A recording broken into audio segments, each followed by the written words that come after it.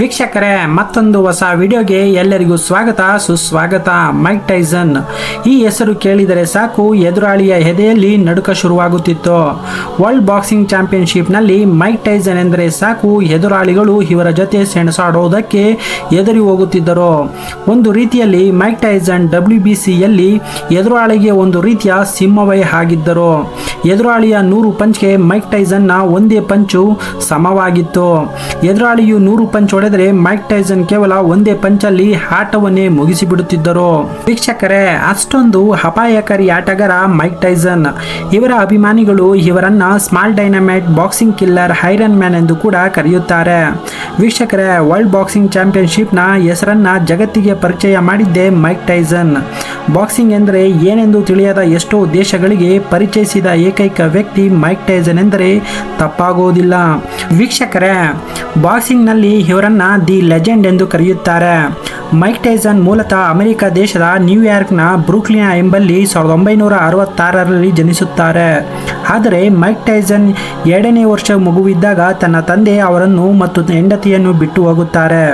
ಇದರಿಂದ ಆರ್ಥಿಕ ಸಂಕಷ್ಟಕ್ಕೆ ಸಿಲುಕಿದ ಮೈಕ್ ಟೈಸನ್ ಆರಂಭಿಕ ದಿನಗಳಲ್ಲಿ ತುಂಬಾನೇ ಕಷ್ಟಪಟ್ಟು ಹಣಕ್ಕಾಗಿ ಬಾತ್ರೂಮ್ ಕ್ಲೀನಿಂದ ಹಿಡಿದು ಎಲ್ಲ ರೀತಿಯ ಕೆಲಸವನ್ನು ಕೂಡ ಕುಟುಂಬಕ್ಕೋಸ್ಕರ ಮಾಡಿದ್ದಾರೆ.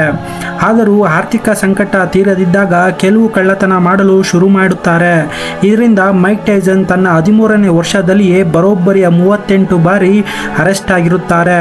ಇದರಿಂದ ಎಚ್ಚೆತ್ತ ನ್ಯಾಯಾಲಯವು ಮೈಕ್ ಟೈಸನ್ ಅನ್ನು ಬಾಲಾಪರಾಧಿ ಜೈಲಿಗೆ ಸೇರಿಸುತ್ತಾರೆ. ವೀಕ್ಷಕರೇ, ಇಲ್ಲಿಂದಲೇ ಮೈಕ್ ಟೈಸನ್ ಅವರ ಜೀವನ ನಿಜವಾಗಿ ಶುರುವಾಗುತ್ತದೆ.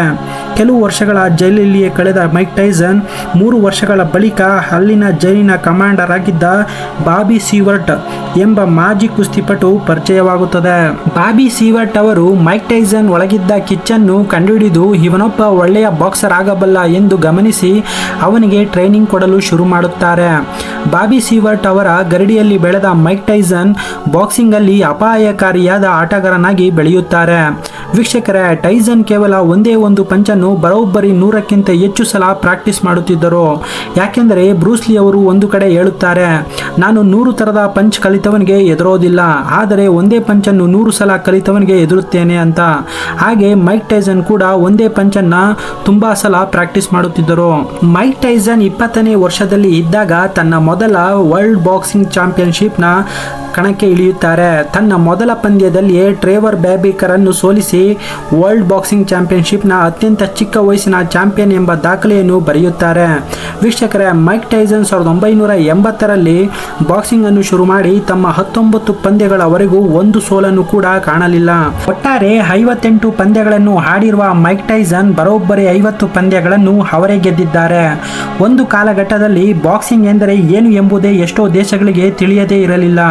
ಅಂತಹದನ್ನು ಜಗತ್ತಿಗೆ ತೋರಿಸಿಕೊಟ್ಟವರು ನಮ್ಮ ಹೆಮ್ಮೆಯ ಮೈಕ್ ಟೈಸನ್. ವೀಕ್ಷಕರೇ, ಟೈಸನ್ 1980ರಿಂದ 1990ರವರೆಗೂ ಅಂದರೆ 1 ದಶಕಗಳವರೆಗೂ ಬಾಕ್ಸಿಂಗ್ ಜಗತ್ತಿನಲ್ಲಿ ಲಯನ್ನೇ ಆಗಿದ್ದರು. ವೀಕ್ಷಕರೇ, ಮೈಕ್ ಟೈಸನ್ ಅವರು ಬರೋಬ್ಬರಿ 34 ವರ್ಷಗಳ ಬಳಿಕ ಮತ್ತೆ ಬಾಕ್ಸಿಂಗ್ಗೆ ಬಂದಿದ್ದಾರೆ. ಅಮೆರಿಕದಲ್ಲಿ 15 ದಿನಗಳಿಂದ ತುಂಬಾ ರೋಚಕತೆಯನ್ನು ಮೈಕ್ ಟೈಸನ್ ಅವರು ಸೃಷ್ಟಿಸಿದ್ದಾರೆ. ಯಾಕೆಂದರೆ 58 ವರ್ಷವಾಗಿದ್ದರೂ ನಾನು ಇನ್ನೂ ಬಾಕ್ಸಿಂಗ್ ಆಡಬಲ್ಲೆ ಎಂದು ಚಾಲೆಂಜ್ ಕೂಡ ಮಾಡಿದ್ದಾರೆ. ನಾನು ನನ್ನ ಮಕ್ಕಳಿಗೋಸ್ಕರ 2024ರ ಬಾಕ್ಸಿಂಗ್ ಅಲ್ಲಿ ಆಡುತ್ತೇನೆ ಎಂದು ಹೇಳುವ ಮೂಲಕ ಜಾಕ್ ಪೌಲ್ನ ಎದುರಿಸಲು ಮುಂದಾಗಿದ್ದಾರೆ.